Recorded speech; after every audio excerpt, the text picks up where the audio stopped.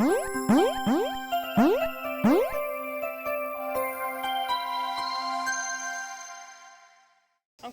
so thank you very much for the invitation. I'm very happy to be at Casual Connect in Seattle. I was speaking in Hamburg already, so yeah. Today I will talk about proper care and feeding of your monthly active users, which in our case are monthly active monsters. So let's go. Monsters need a lot more attention, so let's talk about them. If you don't know wooga, we are the second biggest social game developer on Facebook, right after Zynga. And today we have 5 games live, of which one is Monster World. We are based in Berlin. Our team is today 100 people, from 20 countries. I'm the product lead of Monster World and a secret game. As this is secret, I will talk about the monsters. So this is the menu of the day. I will guide you through the childhood of the monsters, then we will talk a little bit about their food. Then it's a little bit about adolescence, so I will talk a little bit about new features. And then we go into the grown-up monsters and some facts besides the metrics. If you don't know Monster World is a farming game, and it's not a farming game. So you have monsters running around in a world, and they plant and harvest plants that you would usually not see. This is my first sketch that I did a little bit more than 2 years ago, sorry. I'm pretty embarrassed if I show this because, as you can see, I'm not a graphic designer. I'm a product person. But still, I think it's important to see this. So this was my first sketch. And then we decided to go for the monsters. This was the first sketch of the monsters, which I personally love. If you look at the game today, the monsters look a little bit different, but it's still good to look at them. And this was what the game looked in April 2010 when we launched the game. Especially here, again, I'm very embarrassed because the game changed so much since then. This is what I call the childhood of the game. So, this is the growth curve in the first months until August. We launched in April, and until August, we managed to get 300,000 daily active users, which was at the time not a success. And then we started to focus a lot at engagement and virality. If you want to know more about this, you can either read the article in this wonderful magazine or on Inside Social Games. It's today as well. But to give you an idea of what we did this is about engagement. So this is our first user funnel. You can see it's every single step in the tutorial. And we checked on how many users do we actually lose on each single step. And if on one step we lost too many, we started to A/B test and try to enhance exactly this step. And we do this via A/B testing. We are a very metrics-driven company. So with A/B testing, well, we put features live for a subset of users. Then we look which version is working better. And then we just put this live for 100%. So after engagement, we looked a lot into virality. There is a ton of things you can do in terms of virality, but I will not talk about it because it was in my talk before and it's in the article, you can check that out.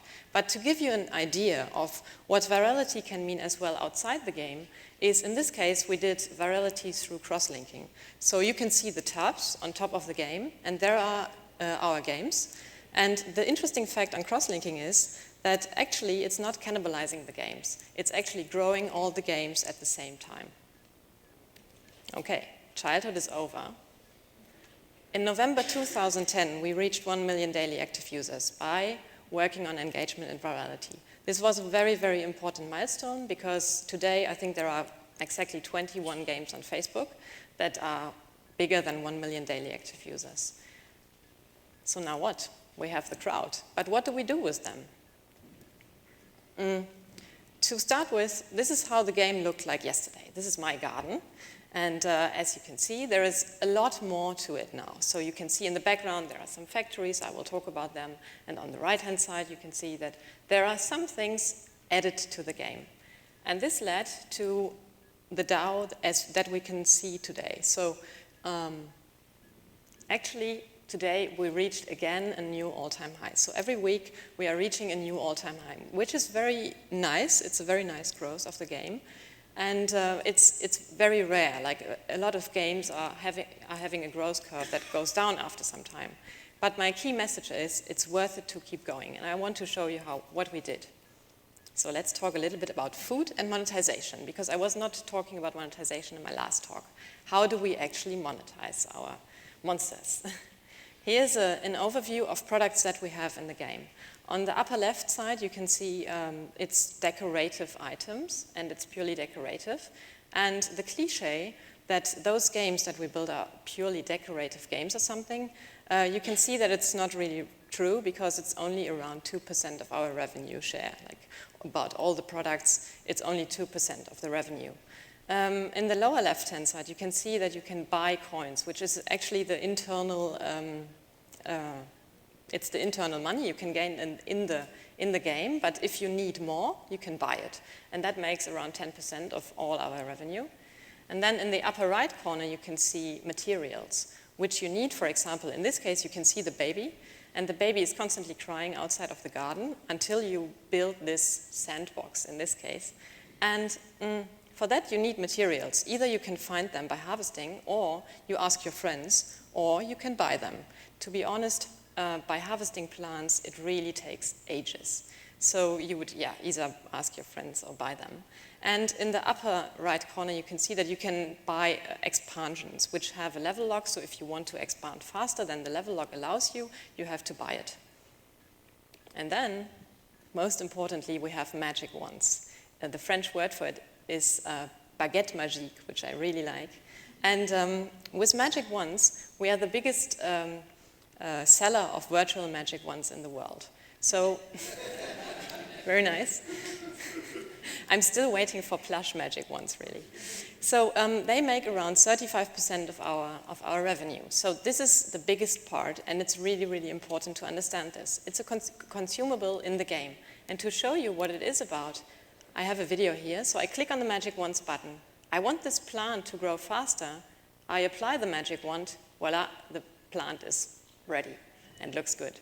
And there's another case. If you don't feed your helper monster, they will start eating your plants. So if you come back too late to the game, the plant is sort of, well, eaten. And you can use the magic wand to revive that.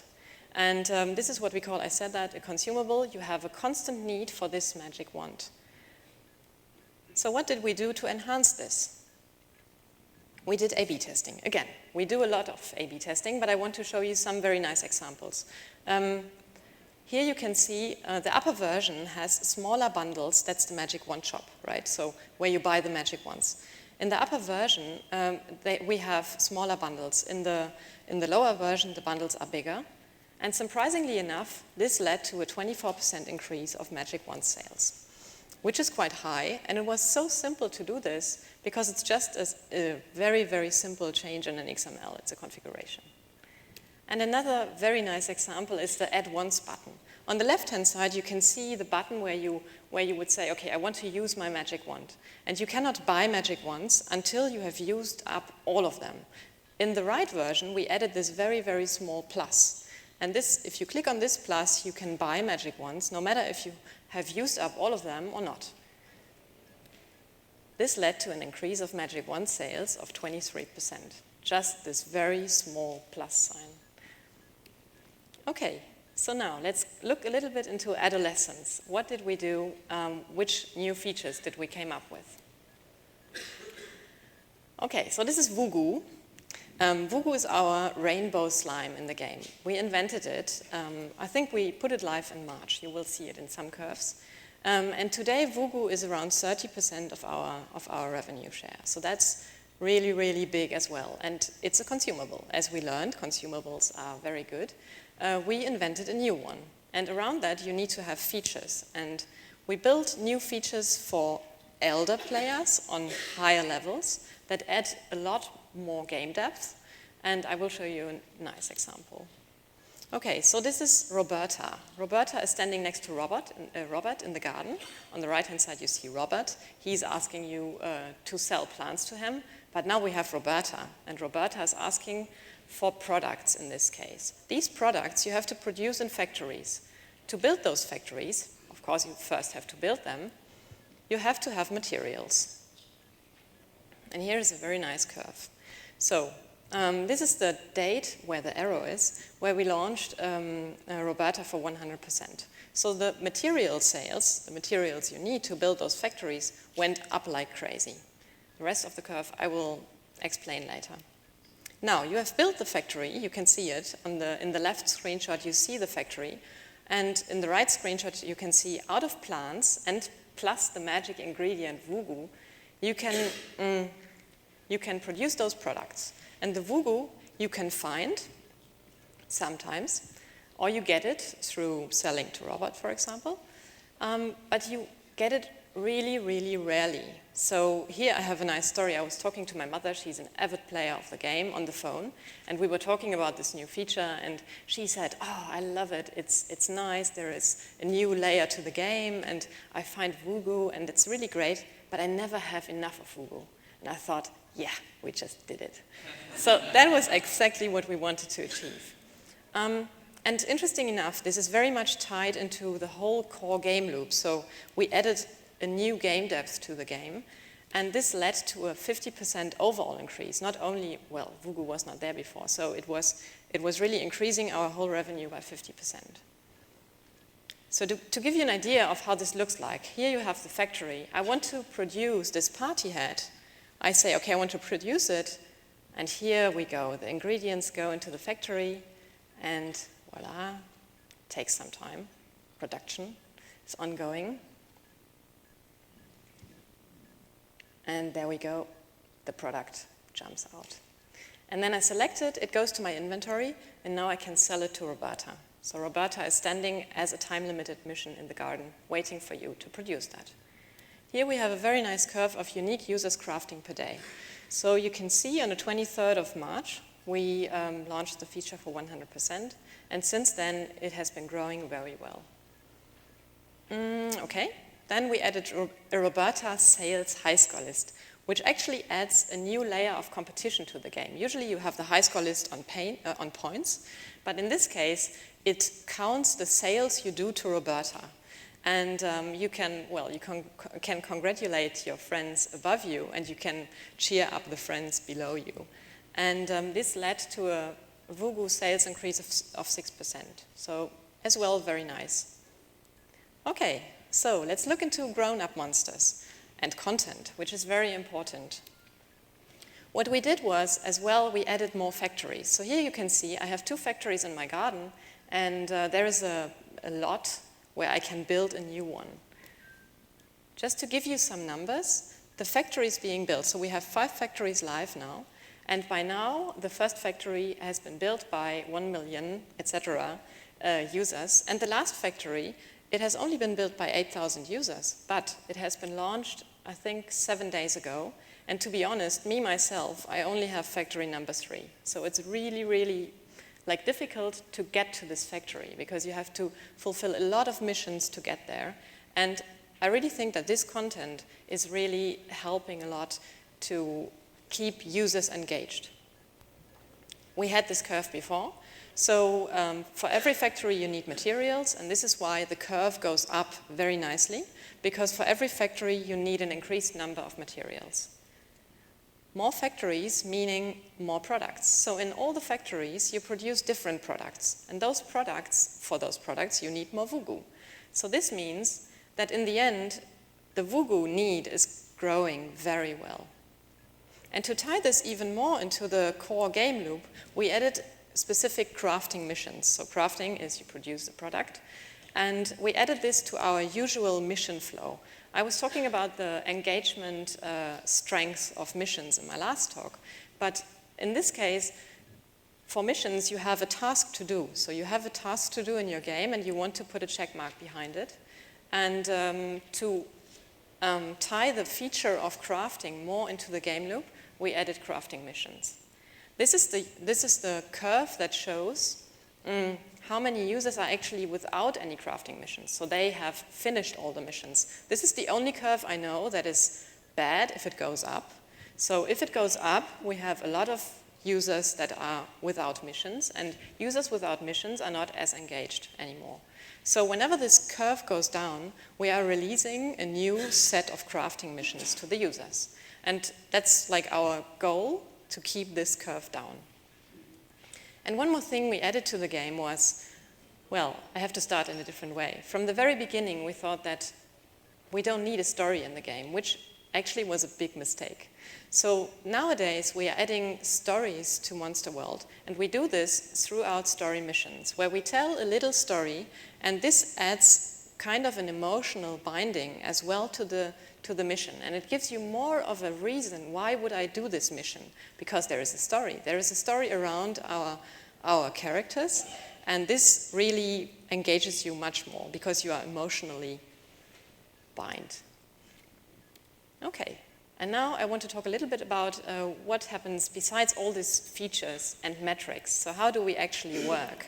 And this hasn't really changed, but I think it's a very important part. So this is our Scrum Kanban board, where we have our tasks on, and you can see which task is where. So we work in weekly iterations, something that I really appreciate a lot, and I think it's very, very important to the team, where on Tuesday we have a new version. Then from Tuesday to Friday we are working on the new version, on the next one. Then we go into the weekend with a fresh mind. On Monday we check if there are bugs, and on Tuesday there is the next version. And this leads to a high flexibility, and it leads to that you can see your actual impact in the game very, very fast. Then we do usability testing. Very sexy photo, I know. But it shows very well how we do it. So we do this in-house, and we put somebody. It's not in-house, so it's so this person is not from our company, but usually it's someone from the street. It can be anyone. We put this person in front of the computer, and we look at them. So I often hear people saying, listen to your users. Yes, it's right. Listen to your users is good. But to be honest, I would rather look at them, because then you really learn a lot more. So we do this every 2 weeks, roundabout, and we still do this. So whenever we have a new feature, we put in, for example, sometimes we put an avid player in front of the game and just check on this specific feature.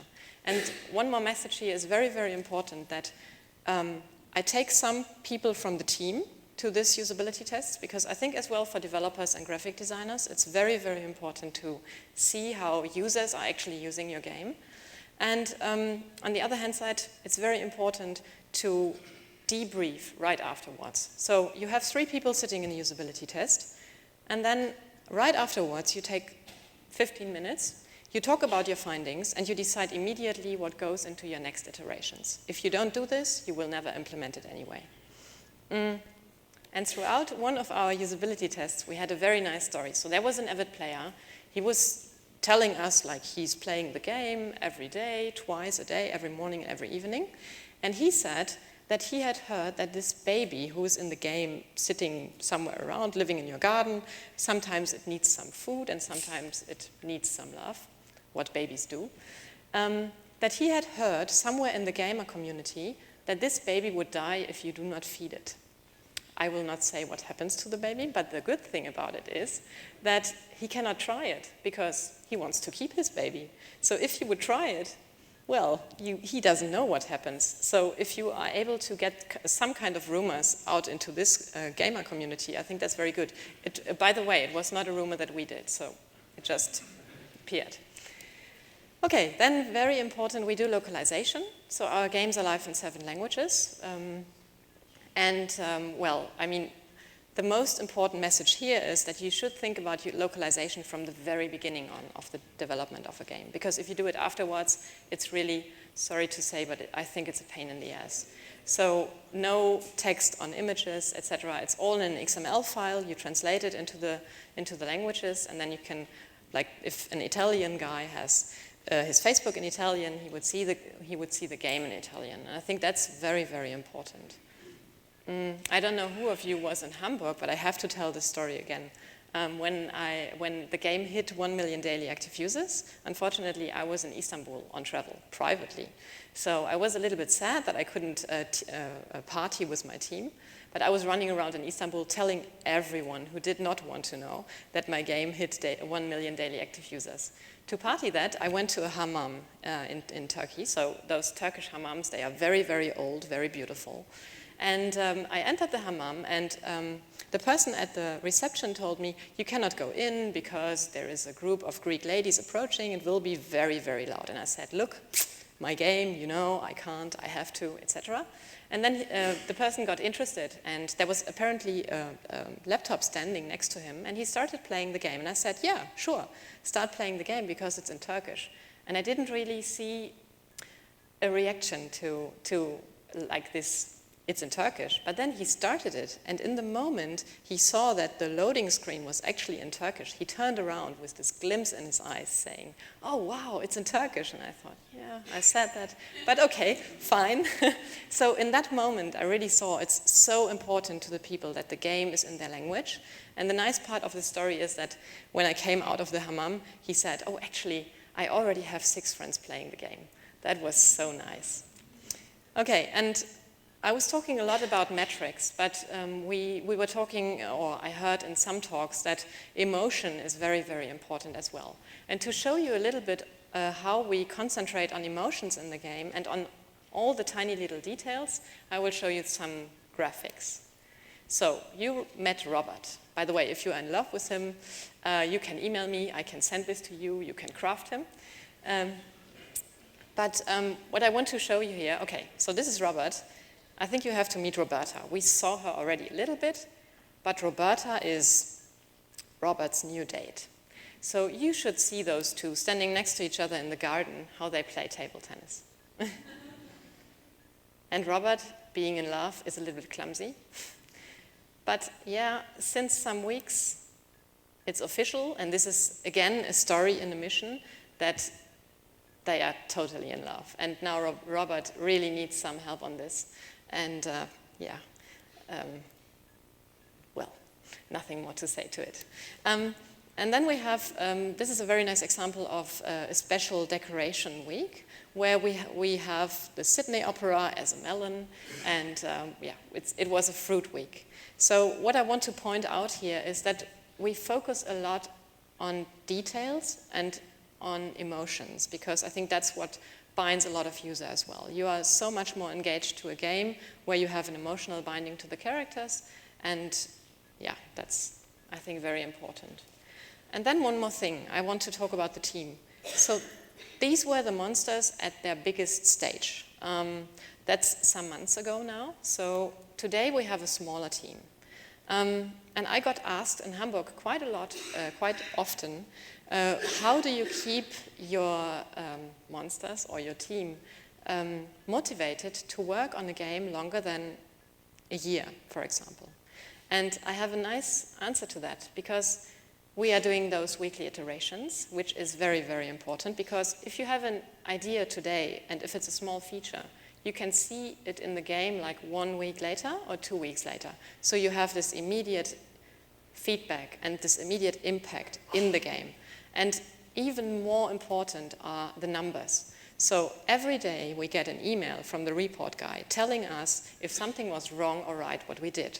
So this is like putting or turning social game development into a game itself, because you have scoreboards everywhere. And you can see your success every day. And I think that's really very, very key to motivation. And last but not least, I'm not saying that it's not a lot of work. So it's really a lot of work, but I think you have to have fun. And I personally love my work, and well, most of them do too. I think everyone. And this is really key. So you have to have a dedicated team that is dedicated to the product, and everyone in the team should be interested in building the best product they can imagine. So to sum that up, wooga combines metrics with emotions. I hope I pointed that out to you. And now the most important slide of the conference. We are hiring. And this is how it should be at work, and this is what wooga stands for. So if you are looking for a job, or if you have any other questions, or if you want to have Robert, you can contact me. There is my email. I'm at Twitter under Chief of Space. There is as well the article posted.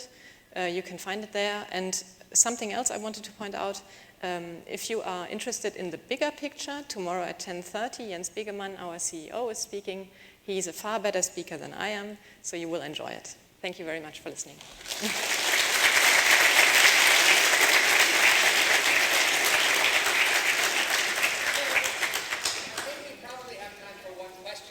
Sure.